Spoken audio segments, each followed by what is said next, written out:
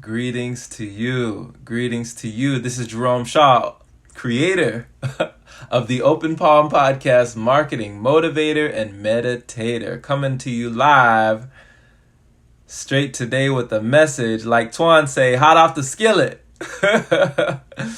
It's just in, we coming live. So if you hear live, hashtag live. If you're here on the replay, hashtag replay. I appreciate you.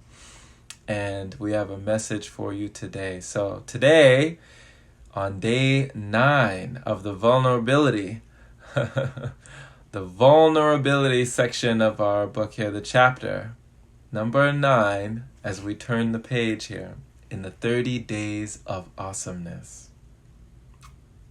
We're talking about the false positive problem.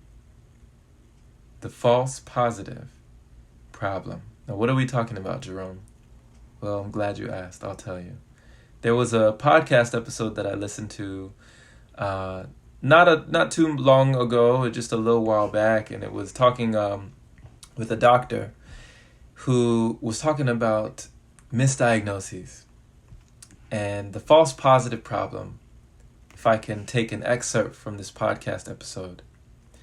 The false positive problem. Due to mass underfunding, doctors with low salaries are given only 8 to 10 minutes per patient. The time to listen has been cut. By the decrease in listening, there is an over-reliance on visual tests. As a result, many patients are given false positives. This means that there are many patients that do not have the disease they think they have. So about 30 to 40 years ago, patients were declared free of disease if a visualized abnormality was not found. So many patients were mistreated or labeled as mentally ill when they weren't, because they could not find a disease. So the way this speaks to me in my life is knowing that at a very young age, and I'm talking elementary school, I was told that I had ADHD. For those of you who don't know, this acronym stands for Attention Deficit Hyperactivity Disorder.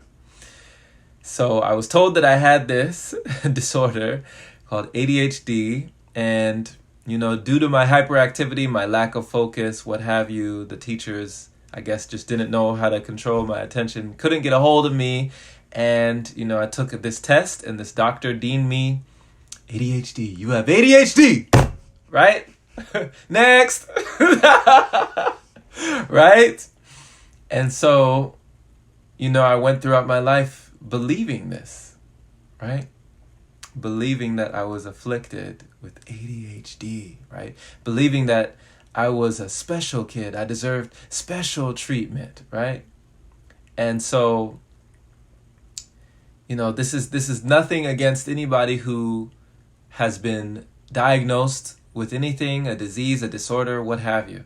This is nothing against you, and there's no judgment here. Because this is me speaking my truth. This is my life. This is what I believed myself to be. I believed myself to be inadequate. I believed myself to be less than. Because that's how they treated. That's how they looked at me. That's how they labeled me. I was labeled things like passive aggressive, slow, attention deficit, all these things, right? Right? And, over the years from elementary all the way into high school, it was only until 11th grade that I stopped taking all this medication. Over all those years of my, my adolescent years, my teenage years, my younger years, right? My I was taking Adderall, Ritalin, Strattera, Concerta, different medicines, different medication for depression, medication for ADHD, medication for this, for that, like all these, and just every single day. I had things like symptoms like loss of appetite, not wanting to eat for long periods, just not feeling hungry at all.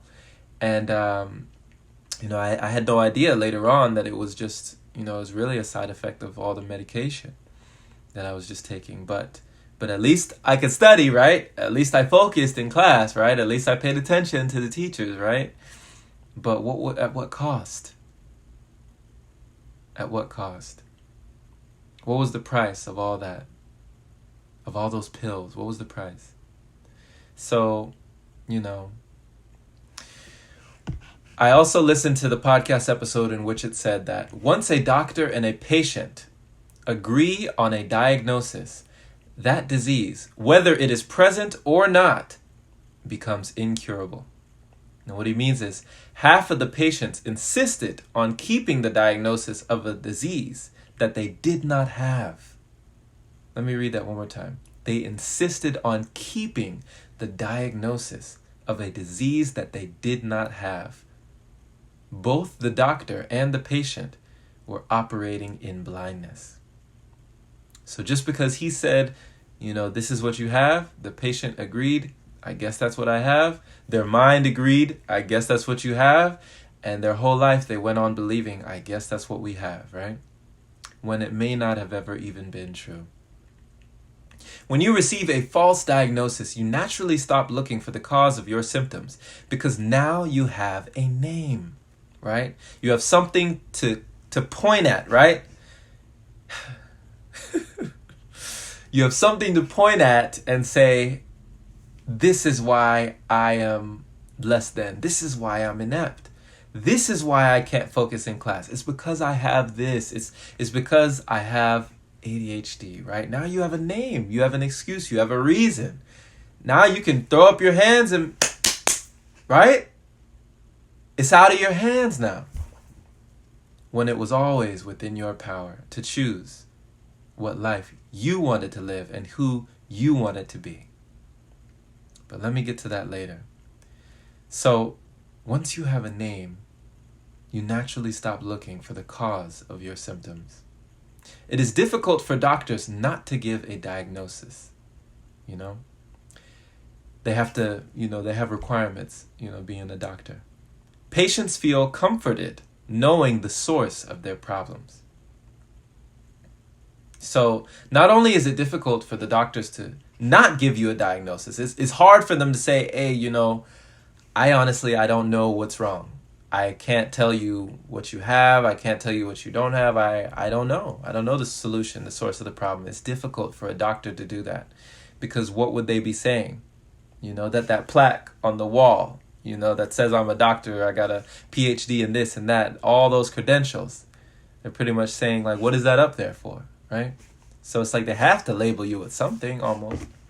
So there was an incident one time at my house when I was very young. And I can remember having my cousins over at my mom's house. And full disclosure, my parents, they divorced when I was a very young age. And So that was a whole nother thing, multiple psychologists, counseling sessions, psychiatrists, for me to figure out why I was unhappy and why I wish that they were together, all that stuff. That's a whole nother vulnerability chapter. But I remember there was an incident at my mom's house where my family was over and some of my cousins were on top of the bunk bed in my room. And they were on the above bunk bed. And for some reason, we were all laughing and giggling and having a great time. But I was being silly. I was taking batteries, right? And I was chunking them up. And they were hitting the wall behind them. And they were dodging these batteries. Now, somebody could have gotten hurt, right? Definitely somebody could have been harmed. I'm throwing batteries up there, right? And I don't even remember how we started, but it's not the point. Everybody was, having fun, but it was dangerous. And so my Aunt Renee came in the room and she said, Daniel, that's my middle name. She said, Daniel, what are you doing? Boy, what are you doing? And I had the nerve. Let me turn on the light for this. Drop a heart if that's better. I had the audacity to tell my Aunt Renee, not even just to tell her, but I took her by the hand and I ushered her over to a bookshelf in my mom's house. And I pointed to a book on the shelf that said, So your son has ADHD. You know? What to do? So your son has ADHD. What to do about this, you know? Solutions.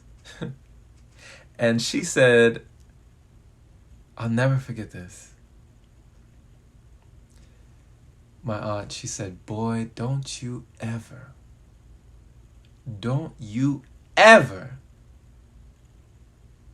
let that be an excuse for your actions. Don't you ever let whatever you think that you have, which she didn't believe I had it anyways. Her and my dad were like the only people in my life that I can remember that really just didn't believe I had anything wrong with me. He never liked me taking medication, neither did she. But my mom, being a doctor, you know, she sided with the doctors, right? The doctors usually agree with other doctors. So yeah, she told me, don't you ever allow that to be an excuse for your actions. Don't you ever let that give you a way out, a window that you can jump through and say, hey, I got ADHD. Mimi. Right? Don't ever let that hold you back and allow you to excuse the things that you do, whether you harm another person or do something to another person, and then you just, you know, to fall back on this ADHD. And so that just let me know, you know. But it didn't sink in that day. It sunk in later on. So, you know, it turns out that I was actually retested. The same test that they had me take, the visual test, right? To determine that I had ADHD when I was younger. Turns out I took that same test years later after all this medication. And guess what they found? I don't have it. They determined that I did not have ADHD after all. So what are you telling me? What, I lost it? I left it somewhere, I dropped it? All those years, you know, all those pills, medication, like, what? You just gonna... That's it? So, I will never truly know the damage that was caused. I'll never really know, you know? I'll never know whether I have it or don't. It doesn't even matter, you know? But I'll never know all those years being subjected to all of that. I'll never know what that did to me. But you know what? That doesn't matter either, my friend. None of it matters. Because I am here now. I'm still here.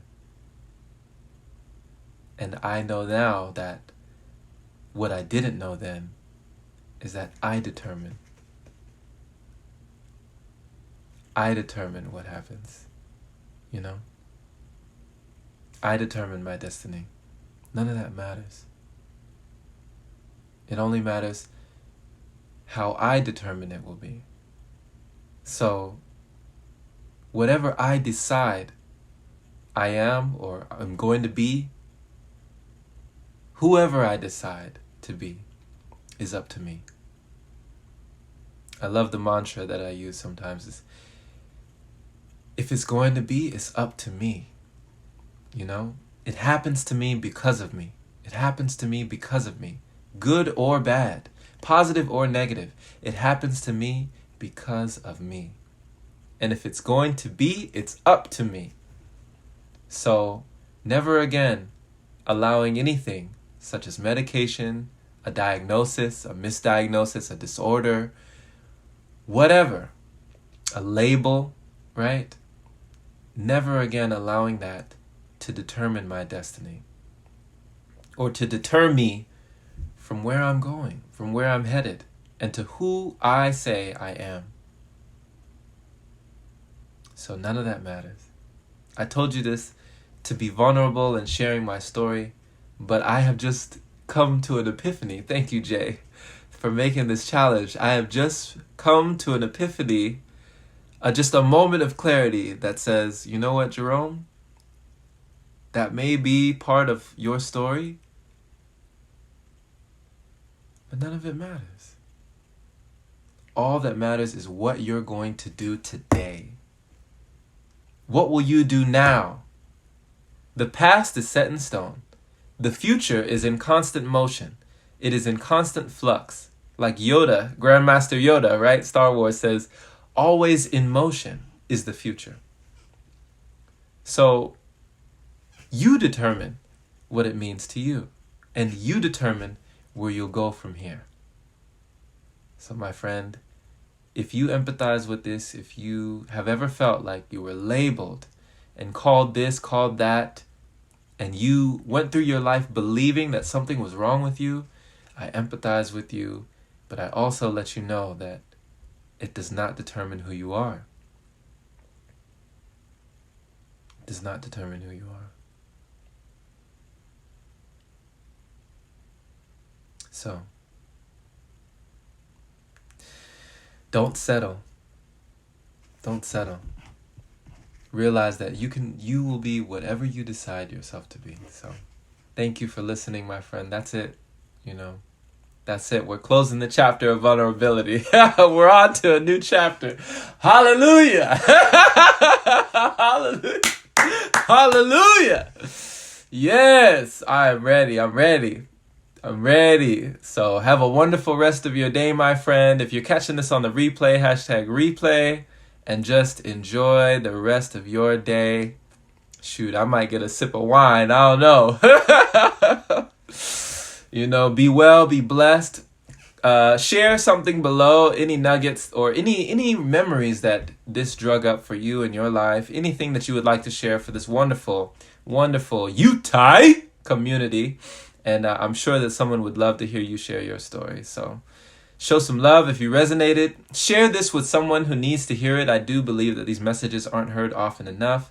And I don't mind, it's a moment of vulnerability for me, but I don't mind if it touches another life of someone else who needs to hear it. So I will see you down in the comment section, my friend. Be well, be blessed. This is Jerome Shaw, creator of the Open Palm Podcast, marketing motivator and meditator, signing off. We will see you tomorrow for day 10. Take care, my friend.